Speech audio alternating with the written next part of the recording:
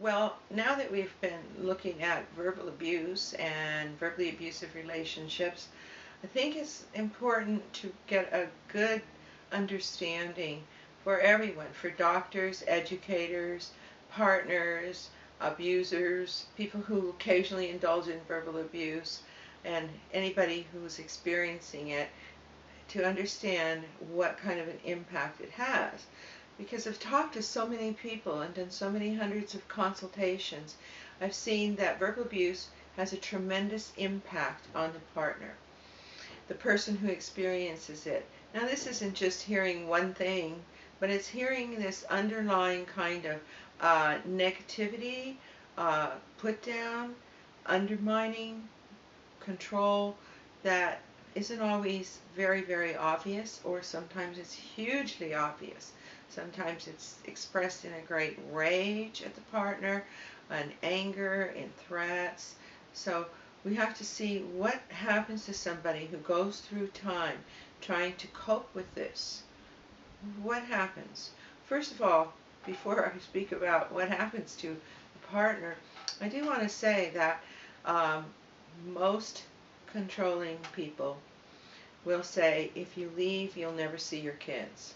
Some controlling people will set up scenarios to fool everyone, including the police, the domestic violence center, and so forth. So I think it's important that if you are experiencing verbal abuse over time and you're thinking, I want to see some change or leave the situation, that you have a lot of documentation. I'll be talking about that in another episode here. So we're looking at the impact on the partner. The verbal abuse creates emotional pain. Why does it create emotional pain? Why can't somebody just let it roll off their back as somebody tells them to do? It creates emotional pain because when someone tells you what you are, what you think, what you're feeling, what you're trying to do, grovels in your soul and tells you your motives, you are being defined as a person who isn't the person you are. The last thing on earth the partner of an abuser wants is to be hurt in this way, to have a fight, to start something, to ruin the relationship, etc., etc. She might at some point say, well, you're just a B, a B word, or whatever it is. I'm not going to say it. Or you're acting like a moron, or which is a terrible thing. People can be handicapped this way. So she might try some abusive things, but she feels scared and she feels guilty and she feels wrong and she feels she's to blame for all her abuse. So that doesn't work. So the impact on a person who's experiencing this is a feeling that they may be going crazy. That's one. Then there's the mental anguish and the emotional pain that comes from the realization at some level this abuser, this mate, this spouse cannot hear me or see me. When this person defines me as not who I am, as a person not wanting what he says I want, not doing what he says I'm doing, not thinking what he says I'm thinking, not feeling what he says I'm feeling, like you don't care or you feel too much or you're just being emotional or you're being dramatic or some other horrifyingly negating, life negating experience, the partner will feel the pain of being unseen and unheard. When a person is not seen or heard by another person, that relationship is ended in that moment. There's no relationship. And an interesting thing is that people who've perpetrated verbal abuse for their reasons, which I will get into in another talk of why they are so controlling. They don't necessarily think they are while they're doing it. But in any case, they will, if their partner leaves, many of them will be like, I'm going to die, I can't stand it, what am I going to do, how can I get this person back, how can I change, whatever, they go on like that.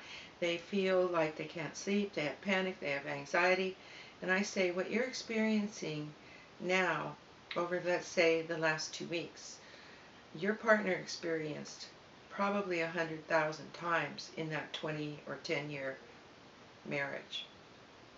Imagine that. So all this pain comes. She's unseen, unheard, and so the partner tries to cope, tries to make it better, because if she tells people, they'll say, oh, people say things, let it roll off your back. You didn't really mean it. Stuff like that. But the relationship's ended. He cannot see or hear you. Now, if you say, oh, I'm so sorry, I didn't mean to say that, then what's happening there is he is reconstituting the relationship, taking back what he said, apologizing, and promising not to do it anymore. If that's not happening, the partner is going to feel all this emotional pain, and there's all the mental anguish of, did I say the wrong thing? Should I have not said, do you have plans, let's see, for the weekend? Should I have said, hey, do you want to go on a picnic? But if I said that, maybe he'd have said, well, it's too late today. And I would have said, well, I mean, maybe on Saturday. And he would have said, why didn't you just say so? So I don't know what I should have said. Maybe I better, like, read some more books and study some more and figure out what I'm supposed to say. So this is the kind of mental anguish going over and over and over and over the incident to try to figure out what went wrong.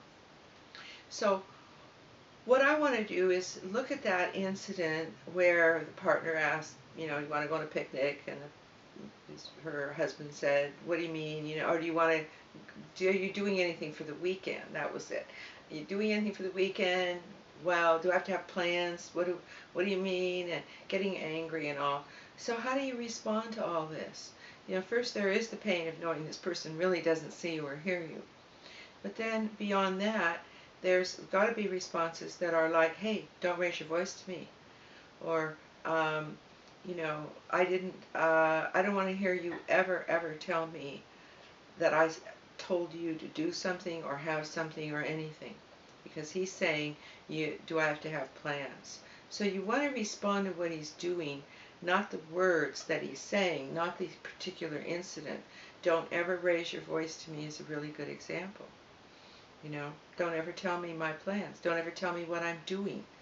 Don't ever tell me what I think. You aren't me. So back to, we're looking at this problem and the mental anguish. So to prevent the mental anguish, one really has to know that what the other person said is irrational and comes from that person's problem, and that person, the abuser, the perpetrator, can't see you or can't hear you. So there is a lot of anguish going on with the partner, and then there becomes confusion, and then the partner will start to lose sleep, maybe have anxiety, maybe have panic attacks.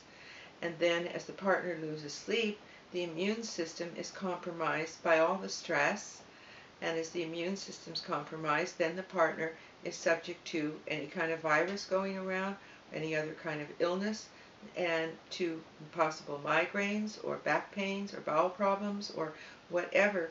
Wherever the weak point is, that's where that stress will attack. So it causes great harm. It causes some women to actually say, I'm so depressed, I committed myself to a mental institution for a while to see what was wrong, or I'm now on antidepressants, and still not know they're in a verbally abusive relationship.